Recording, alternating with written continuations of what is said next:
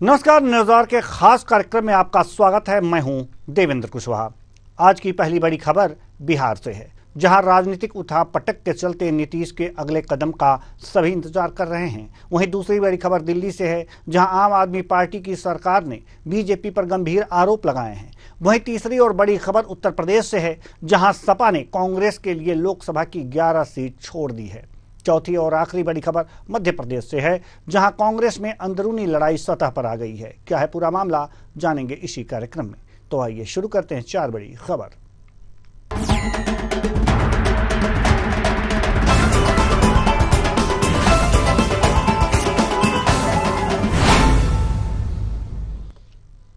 बिहार में मची राजनीतिक उठापटक के बीच पूरे देश की नजर सीएम नीतीश कुमार के अगले कदम पर है, लेकिन जनता यह समझ नहीं पा रही है कि आखिर नीतीश कुमार ने पाला बदलने का मन बनाया तो बनाया क्यों।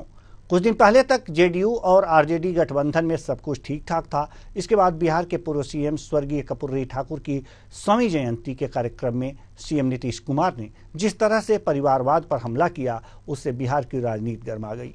सियासी तूफान के बीच सीएम नीतीश कुमार ने कहा कि कर्पूरी ठाकुर के पद चिन्ह पर चलते हुए हमने आज तक अपने किसी एक परिवार को आगे नहीं बढ़ाया। अब आरजेडी और जेडीयू गठबंधन में दरार खाई में बदल गई है। बिहार में सियासी भूचाल के बीच अब जोड़ तोड़ की कोशिशें भी शुरू हो गई हैं। नीतीश के बिना सरकार बनाने के लिए महागठबंधन को 8 विधायकों के समर्थन की जरूरत है और आरजेडी सुप्रीमो लालू यादव भी एक्टिव हो गए हैं। वहीं जेडीयू की महागठबंधन छोड़कर बीजेपी के नेतृत्व वाले एनडीए में एंट्री तय बताई जा रही है। हालांकि इसे लेकर अभी औपचारिक ऐलान होना बाकी है, लेकिन खबर है कि नीतीश कुमार महागठबंधन सरकार के मुख्यमंत्री पद से इस्तीफा देकर 28 जनवरी को एनडीए सरकार के मुख्यमंत्री के रूप में पद एवं गोपनीयता की शपथ ले सकते हैं। कहाँ सवाल उठता है? ये तो रूटीन वर्क है। विधायक दल की बैठक विधायक दल के नेता हैं, होते रहती है। ये किसी को कोई कंफ्यूजन में नहीं रहना चाहिए। सब कुछ ठीक है। संशय असमंजस की स्थिति बहुत जल्द खत्म हो जाएगी और आने वाले दिनों में कल क्या होगा आगे आगे देखिए होता है क्या। जो भी होगा, जो भी परिस्थिति उत्पन्न होगा, उसके लिए सामना करने के लिए हमारी पार्टी, हमारे नेता तैयार रहते हैं। ये सब बकवास की बात है।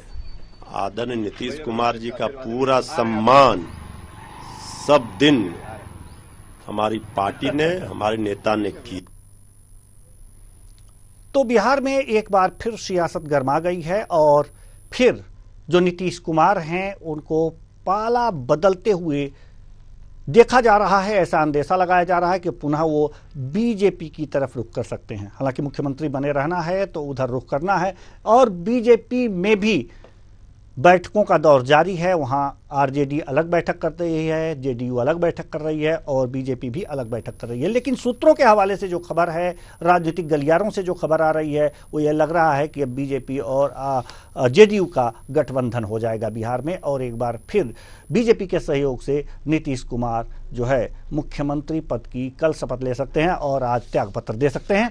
इस तमाम सियासी उठापटक पर हमारे साथ चर्चा के लिए डॉक्टर आलोक सोती जो राजनीतिक विश्लेषक हैं जुड़ चुके हैं। बहुत बहुत स्वागत है आपका हमारे इस कार्यक्रम में।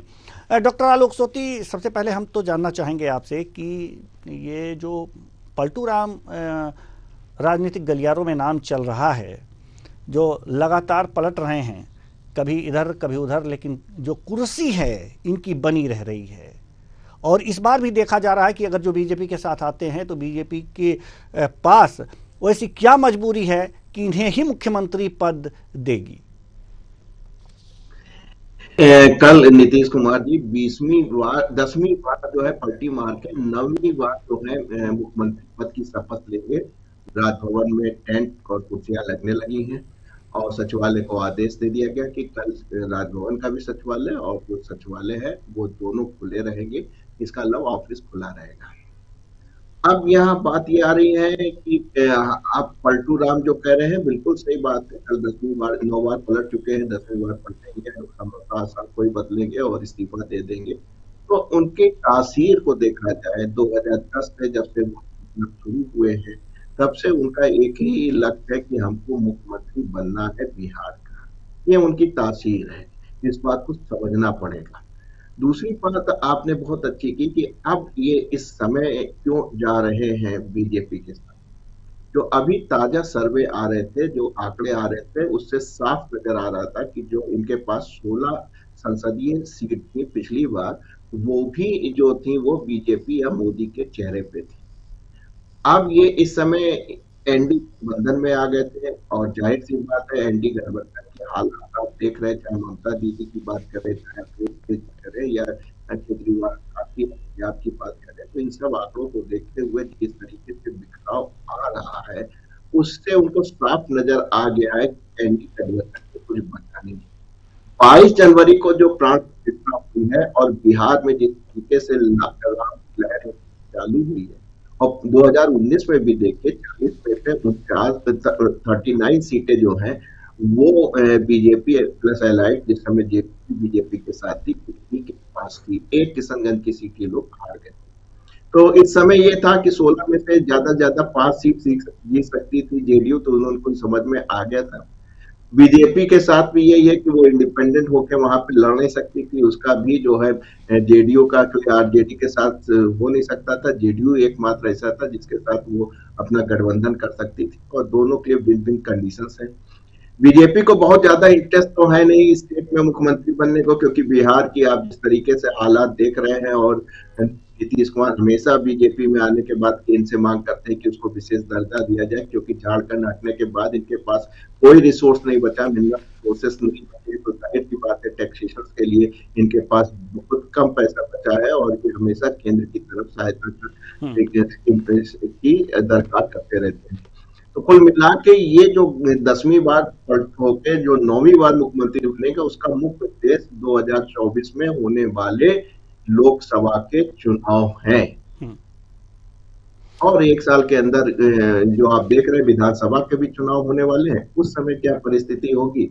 और बाकी आपने कहीं जिस संज्ञा से उसको किया है, तो वो हमेशा यही कोशिश करेंगे कि वो बिहार के मुख्यमंत्री बने रहे, क्योंकि एनडी गठबंधन में शुरुआत उन्हीं की थी। आपको ध्यान होगा हमने आप लोग ने मिलकर जो है पटना की के बारे में पूरी विवेचना की थी और हमने कहा था जब तक अगर ये संयोजक नहीं बनेंगे या इनको प्रधानमंत्री का चेहरा नहीं बनाया जाएगा, नीतीश कुमार जी रुकने वाले नहीं है। इस तासीर को समझना पड़ेगा, क्योंकि एनडी गठबंधन विशेषकर कांग्रेस का गठबंधन इस बात को समझ पाएगा। जी, एक सवाल और है जिसका उत्तर हम आपसे जानना चाहेंगे कि अभी तो कुछ दिन पहले तक जेडीयू और आरजेडी में सब कुछ ठीक ठाक था, सब कुछ शांत माहौल था, ऐसा लग रहा था। लेकिन अचानक ऐसा क्या हो गया कि अलग होना पड़ा? क्या सिर्फ इंडिया की, जैसा कि आप बात कर रहे हैं, इंडिया गठबंधन में इनको उचित जगह न मिल पाने, संयोजक न बनाए जाने या प्रधानमंत्री पद के उम्मीदवार न बनाए जाने के कारण ऐसा हुआ है कि और भी कुछ है? देखिए, मुख्य तो राम लहर है जो बिहार में आपने देखा था पिछली बार 2019 के अंदर 40 में से 39 या 39 सीटों का जीतना वो और बीजेपी के गठबंधन का, तो वो मुख्य कारण है। जो इस पर आप देख रहे थे कि स्थिति जो है लोकसभा में बहुत खराब हो रही थी, जैसा कि सर्वे रिपोर्ट आ रहे थे। दूसरी बात, इनकी बाइंडिंग जो थी वो एनडी गठबंधन में बहुत अच्छी नहीं बनी, तो इसलिए इनको वहां से छोड़ना तो कोई दिक्कत नहीं था। और जहां तक आरजेडी को छोड़ना था, आपने देखी किस तरीके से समय पर जो है बीजेपी स्टॉक लाती है। कपूरी ठाकुर साहब को जो है जो भारत रत्न दिया गया है, वही चीज पहले अगर आप हमारी आपसे हुई थी, हमने कहा था जो ललन सिंह से जो हटाया जा रहा है उनको अध्यक्ष पद से जेडीयू का, ये वहां से उसकी शुरुआत हो और उसके बाद उनकी समझ में आ गई कि प्राण प्रतिष्ठा हुई और कपूरी ठाकुर साहब को भारत रत्न का देना, बस उसी दिन आप समझ लीजिए कि ताबूत में आखिरी कील लग चुकी थी और बीजेपी को भी जरूरत थी जेडीयू की और जेडीयू को भी बीजेपी की जरूरत थी। तो जाहिर सी बात है, कभी साइकिल नौ पे कभी 9 साइकिल पे, इस तरह की राजनीति बिहार में आपको देखने को और आगे चलती हुई दिखाई पड़ेगी। आखिर ऐसा क्या है कि पलटू राम हमेशा पलट जाते हैं लेकिन इनकी कुर्सी नहीं पलट पाती? यही है। आप देखिए 2010 में सबसे लार्जेस्ट पार्टी थी, और आज स्थिति हो गई ये तीसरे नंबर पे आ गए हैं। 79 सीट के साथ आरजेडी है सबसे लार्जेस्ट पार्टी, एकदम 78 पे बीजेपी है और इनके पास कुछ 45 सीट बची हुई है। तो कुल मिला के इनका जो जनाधार है वो गिरता चला जा रहा था। शुरू में जो आपने कहा था सुशासन का नाम मिला, और जिस तरीके का 15 साल लालू जी का राज रहा, जिसको जंगल राज भी कहा जाता था, तो उस राज को खत्म करने के लिए इनके काफी महत्वपूर्ण रहे हैं। और एक बात अगर और ध्यान से देखी जाए देवेंद्र जी, कि कभी भी इन पे जो है भ्रष्टाचार का आरोप नहीं लगा, कभी भी इन पे परिवारवाद का आरोप नहीं लगा, कभी भी इनका बच्चा जो है राजनीति में नहीं आया या घर से कोई और राजनीति में इन्होंने वो प्राथमिकता नहीं दी। तो कुल मिला के नीतीश जी की तो छवि अपने पास बहुत साफ सुथरी है, बिहार में ये सर्वमान्य है और इनको एक्सेप्ट किया जाता है। तो इनकी भले ही सीटें कम होती रही, लेकिन इतना मान सम्मान और इनके जो राजनीतिक करियर है ईमानदारी का और परिवारवाद से दूर रहने का, जैसा कि वहां दिखाई पड़ रहा था जातिगत। और दूसरी बात, जातिगत भी राजनीति वहां चलती है और जिस जाति से आते हैं उसमें भी काफी उनका बहुल है। तो इस तरीके से इनकी जो है केंद्र वृत्त के अंदर, सर्किल के अंदर जो सेंटर की स्थिति होती है वही बनी रही, और इनके आसपास जो है राजनीति जो बिहार की थी वो घूमती रही। जी, बहुत बहुत धन्यवाद इस तमाम जानकारी के लिए, हमसे बातचीत के लिए। अब रुक करते हैं दूसरी बड़ी खबर की ओर। दिल्ली के मुख्यमंत्री अरविंद केजरीवाल ने भाजपा पर बड़ा आरोप लगाया है। सीएम केजरीवाल ने एक्स पर लिखा है कि बीजेपी दिल्ली की आम आदमी पार्टी की सरकार को गिराने की कोशिश कर रही है। उन्होंने कहा कि भाजपा के एक नेता ने पिछले दिनों दिल्ली के 7 एमएलए को संपर्क कर कहा है कि कुछ दिन बाद केजरीवाल को गिरफ्तार कर लेंगे, उसके बाद एमएलए को तोड़ेंगे। केजरीवाल के मुताबिक भाजपा ने 7 आप विधायकों को कहा है कि 21 एमएलए से बात हो गई है, बाकी विधायकों से भी बात कर रहे हैं। उसके बाद दिल्ली में आम आदमी पार्टी की सरकार गिरा देंगे, साथ ही 25 करोड़ रुपए देंगे और भाजपा की टिकट से चुनाव लड़वा देंगे। केजरीवाल ने यह भी कहा है कि भाजपा का दावा है कि उन्होंने हमारे 21 विधायकों से बात की है, लेकिन हमारी जानकारी के मुताबिक उन्होंने सिर्फ 7 विधायकों से बात की है और सभी 7 विधायकों को ने भाजपा का ऑफर ठुकरा दिया। केजरीवाल ने दावा किया है कि भाजपा नेता की इस बातचीत को रिकॉर्ड कर लिया गया है। इस खबर पर चर्चा के लिए आपके विधायकों को तोड़ना चाहती है, यह आपके मानसिक दिवालियापन को दिखाता है। 62 विधायकों की पार्टी और उसकी इतनी निराशा, इतनी हताशा। आप और आपके गठबंधन का हाल पूरे देश की जनता देख रही है और आपको दिख रहा है कि आपकी जमीन खिसक चुकी है, इसलिए आप अनर्गल आरोप लगा रहे हैं, ऐसी बयानबाजी कर रहे हैं जिससे आप राजनीतिक रूप से जिंदा रह सकें। लेकिन दिल्ली की जनता ये सब जानती है और वो आपके इस खोखलेपन को पहचान चुकी है। आप दिल्ली की जनता को सिर्फ लूटने आए हैं, इस लूट के अलावा आपने कुछ किया नहीं है, इसलिए अपने आप को राजनीतिक रूप से जिंदा रखने के लिए आप इस तरह के आरोप लगा रहे हैं जो शर्मनाक है। तो बीजेपी ने पलटवार किया है और इनके आरोपों को खारिज करते हुए सीधे सीधे कहा है कि ये राजनीतिक रूप से अपना संरक्षण प्राप्त करने के लिए ये इस तरह के उल्टे सीधे बयान दे रहे हैं। इस तरह की कोई बात नहीं है, वो जानते हैं कि उन्हें गिरफ्तार किया जा सकता है, इसलिए इस तरह के उल्टे सीधे बयान दे रहे हैं और दिल्ली की जनता इस बात को भली भांति जानती है। आज इसी मुद्दे पर चर्चा के लिए, बातचीत के लिए हमारे साथ राजनीतिक विश्लेषक दिनेश सिंह जी हमारे साथ जुड़ चुके हैं। बहुत बहुत स्वागत है आपका हमारी इस कार्यक्रम में। दिल्ली की राजनीति को आप देख ही रहे हैं और किस तरह से क्या हो रहा है। ईडी का बार बार समन आ रहा है केजरीवाल पर। अब केजरीवाल जी ने आरोप लगाया एक्स पर पोस्ट लिख करके कि हमारे 7 विधायकों को खरीदने की बात की जा रही है, 25 करोड़ रुपए भी ऑफर किए जा रहे हैं और ये भी कहा जा रहा है कि इनको गिरफ्तार कर लिया जाएगा। लेकिन सवाल यहाँ पर यह है, और उसके बाद विधायकों को तोड़ा जाएगा, उन्हें पैसे भी दिए जाएंगे।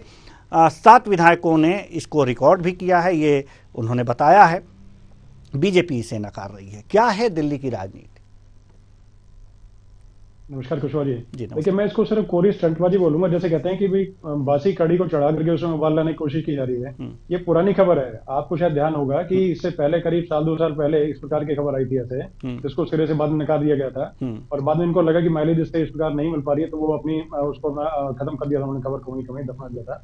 लेकिन अब दोबारा जैसे कि बार बार जैसे कि इनके पास सम्मान आ रहे हैं, मतलब इनके जो प्रमुख जो नेता हैं पहले ही जेल में गए हुए हैं। उसके अलावा जैसे केजरीवाल जी का बार बार सम्मान है, जिनको अवॉइड करने की कोशिश कर रहे हैं। जबकि खुद एक्स पर जैसे उन्होंने किया, तो इससे पहले इस प्रकार के पोस्ट किया करते थे कि मुझे समझ में नहीं आता, ये खुद बोला करते थे कि मुझे समझ नहीं आता है कि राजनीतिक पार्टी के जो लोग हैं वो जो एजेंसीज हैं उनको, लॉ एनफोर्समेंट एजेंसी, उनको सपोर्ट क्यों नहीं करते और उनके बुलाने पे क्यों नहीं आते, इस तरह से उनको क्या डर होता है। और वो सेम जो कार्रवाई जो इनके साथ वापस आकर के और 360 डिग्री में टर्न करके और वापस इनके सर पे आ गए थे। तो देखिए, इनको अगर लगता था कि जैसे अगर भाजपा इनके विधायकों को तोड़ने की कोशिश करी, पहली बात तो विधायकों को तोड़ने की आवश्यकता भाजपा को है नहीं। क्योंकि देखिए, अभी फिलहाल जैसे उस हिसाब से अगर देखा जाए तो 21 विधायकों को तोड़ करके भी कितने विधायक जो है बन पाएंगे, जैसे कि सरकार बना लेगी, तो मतलब कोरा जोड़ तो पहले ही आता है। उसके बाद देखिए, दूसरी बात अगर आती है केवल इसमें कहने के अपने हिसाब से, इनको लगता है कि इनके पास अगर सबूत है, इनके 7 विधायक हैं या 21 विधायक जो भी हैं, उन्होंने अगर रिकॉर्ड करके रखा है, तो उस अमुक आदमी का मतलब जो नाम है वो अपना एजेंसीज को दे दें। सीबीआई का उसमें अपना जो है वो रिपोर्ट दर्ज करवाएं, दिल्ली पुलिस है उसका रिपोर्ट दर्ज करवाएं कि भाई हमें ऐसा करके तोड़ने की कोशिश करी है, हमें प्रलोभन दिया जा रहा है, कुछ जा रहा है या रिश्वत देने की कोशिश किया जाए, वो अपने आप में एक कानूनी अपराध है, तो उसको करें। और ये जैसे कि अपने जैसे रिकॉर्डिंग सारी इनके पास, रिकॉर्डिंग का पेश करें कोर्ट में, या कहीं भी जाए, तो वो चीज अपने पास संभाल के रखेंगे। संरक्षण करने की वस्तु तो है नहीं कि म्यूजियम में कोई सजा के रखेंगे, भी ऐसे हमारे पास एक कॉल आया था उसको हमने सजा के रखा। तो इस प्रकार से अपने सिर्फ कोरी स्टंट वाली है। दूसरा देखिए कि जैसे इनको ये लगता है कि अभी जैसे कि नीतीश जी जो है वो एनडीए की तरफ आ गए और एनडीए गठबंधन में जैसे जगह खाली पड़ी, तो ये लगता है कि इनको जैसे ममता जी और ये जैसे कि प्रमुख रूप से अपने को मतलब पीएम का दावेदार समझते थे, तो कहीं ना कहीं ये भी समझ में आ सकता है कि जैसे अब इंडिया गठबंधन अपनी जो जगह है वो ज्यादा अपनी बढ़ाना चाह रहे हैं और पहले भी दरकिनार करने की जैसे कहीं ना कहीं जैसे कि धक्का मारते हुए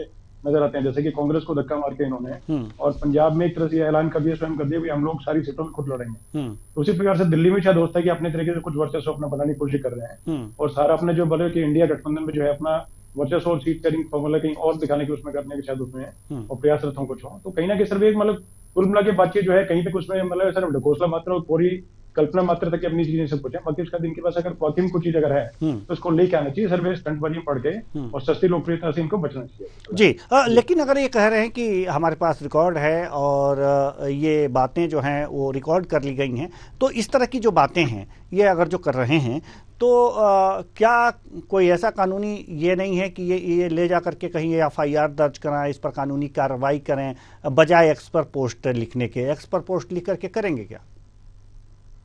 मतलब वही मैंने बोला कि सिर्फ स्टंट और जैसे उसके लिए कोरी लोकप्रियता जो है उसी के लिए सिर्फ बातचीत है। और देखिए दूसरा, जब आपको शायद याद होगा जब ये पार्टी आई थी, सरकार में आई थी, उससे पहले अन्ना आंदोलन के बाद सिर्फ ये मतलब सिर्फ जगह जगह किया करते थे कि भाई जगह जगह हर अपने कार्यकर्ताओं को बोलने वाले ऐलान तक इन्होंने किया था कि जहां पर आप जाएं तो कोई रिश्वत मांगे तो आप मना मत करें, उसकी को रिकॉर्ड करके हमारे पास लेके आ जाए। तो उसके बाद जब इनकी अपनी सरकार बनी तो उसके बाद में इसको उन्होंने मतलब ठंडे बस्ते में डाल दिया, भाई आपकी सरकार में भ्रष्टाचार तो दुनिया भर के अगर कोई हो रहे नहीं हो रहे हैं, तो उस वक्त आपने अपने पार्टी कार्यकर्ताओं को पहले तो ताकीद करके दोबारा उसको ऐसा नहीं किया, क्यों नहीं किया?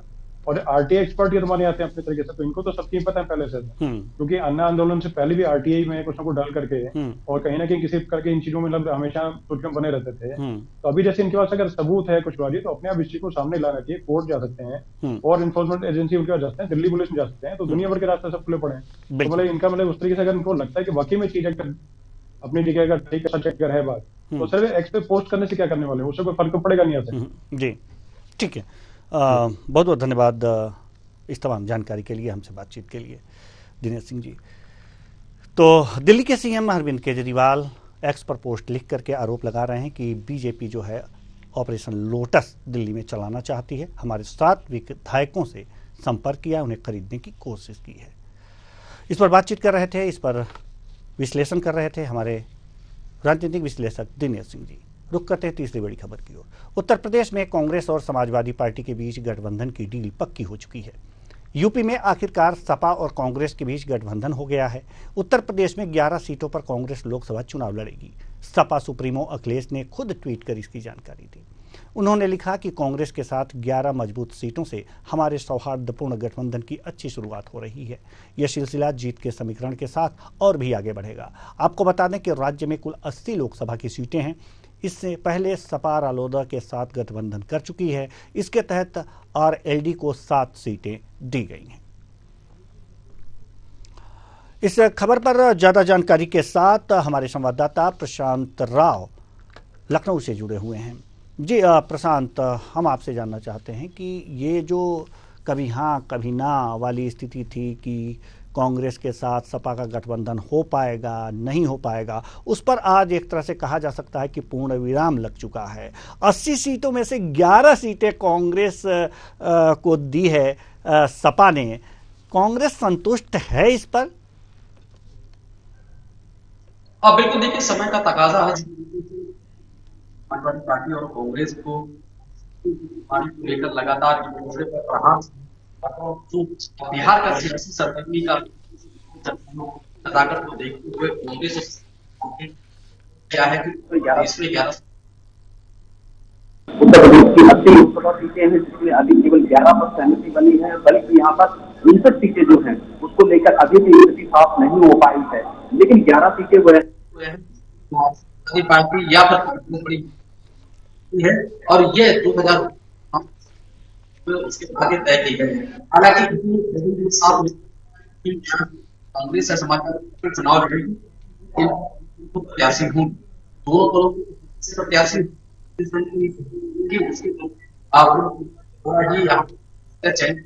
यह बातें भी नहीं हो पाएगी को लेकर ट्वीट करते हैं। चलिए प्रशांत राव, एक बार आप फिर जुड़ने का प्रयास कीजिए क्योंकि आपकी आवाज हम तक नहीं पहुंच पा रही है। तो एक बार हम फिर बताएंगे कि उत्तर प्रदेश में जो है कांग्रेस और सपा के बीच एक बार फिर जो है गठबंधन जो है वो हो चुका है। एक बार पहले भी हुआ था लेकिन इस बार पुनः हो चुका है लोकसभा के लिए और ये गठबंधन हुआ है। कांग्रेस को 11 सीटें सपा ने दी है, इसकी शुभकामनाएं भी व्यक्त की गई हैं। हालांकि हमारे संवाददाता प्रशांत राव कह रहे हैं कि ये समय का तकाजा है, कभी नाव गाड़ी पर और कभी गाड़ी नाव पर सवार होती है। तो आज ये समय का तकाजा है कि कांग्रेस को 11 सीटों से संतोष करना पड़ रहा है। हमारे संवाददाता प्रशांत राव एक बार पुनः जुड़ चुके हैं। जी प्रशांत राव, आप कुछ कह रहे थे, उसे जल्दी से पूरा कीजिए। देखते हुए उत्तर प्रदेश में समाजवादी सियासी गर्मी है,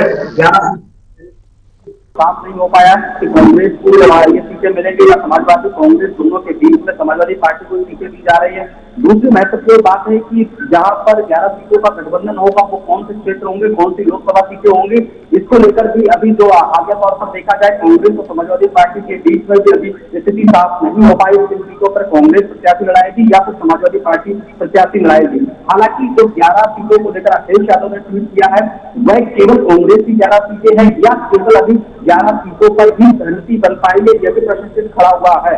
साथ ही साथ क्योंकि अगर 11 सीटों की बात की जाए, 11 सीटें अगर कांग्रेस को दी जा रही है तो क्या 69 सीटों पर यहाँ पर समाजवादी पार्टी लड़ेगी?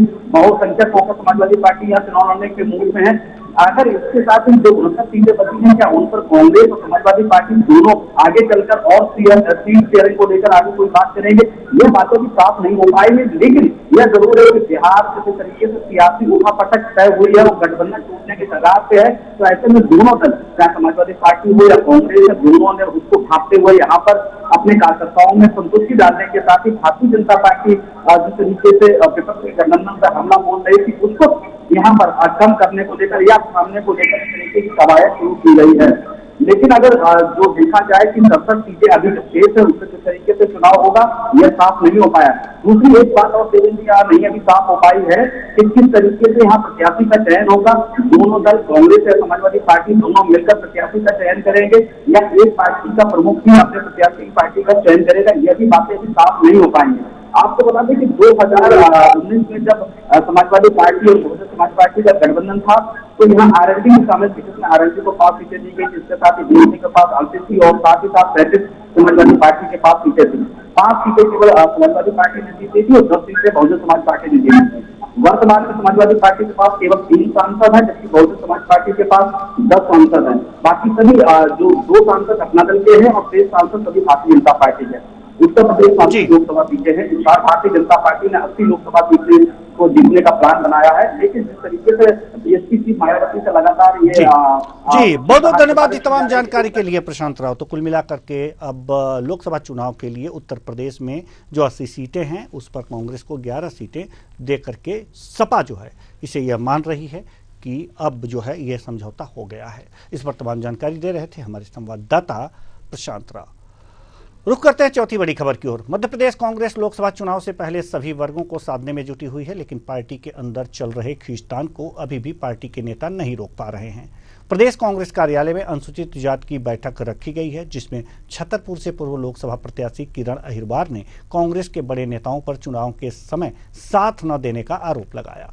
किरण अहिरवार ने कहा कि वे विधानसभा चुनाव और लोकसभा चुनाव लड़ चुकी हैं, जिसमें जनता और कांग्रेस के कार्यकर्ता तो साथ देते हैं, लेकिन पार्टी के बड़े नेता जिस तरह चुनावी समन्वय रखना चाहिए उसे नहीं रख पाते। इसके कारण कांग्रेस प्रत्याशियों की हार होती है।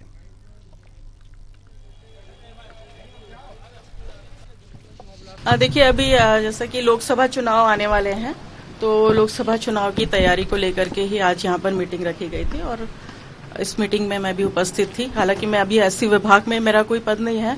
मैं मध्य प्रदेश कांग्रेस कमेटी में महासचिव थी पहले और एआईसीसी मेंबर भी हूं मैं, तो इसी पे चर्चा हो रही थी। अभी तो क्या है, विधानसभा चुनाव था तो सभी लोग अपने अपने चुनाव में बहुत ज्यादा व्यस्त थे, लेकिन उसके बावजूद भी मैंने अपने 4 विधानसभाओं में मैंने जो है अपना पूरा योगदान भी दिया, मैसेज भी दिया और मैंने काम भी किया।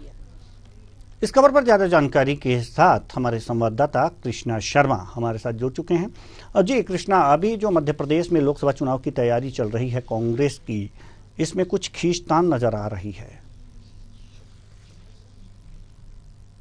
बिल्कुल, देखिए, जब भी बैठक होती है प्रदेश कांग्रेस कार्यालय में, कोई ना कोई नेता ये सुर जरूर अलापता है कि पार्टी में एकजुटता नहीं है, कहीं ना कहीं अपने ही धोखा दे रहे हैं। एक गाना सुना होगा, अपने ही गिराते हैं नशे मन पे बिजलियां।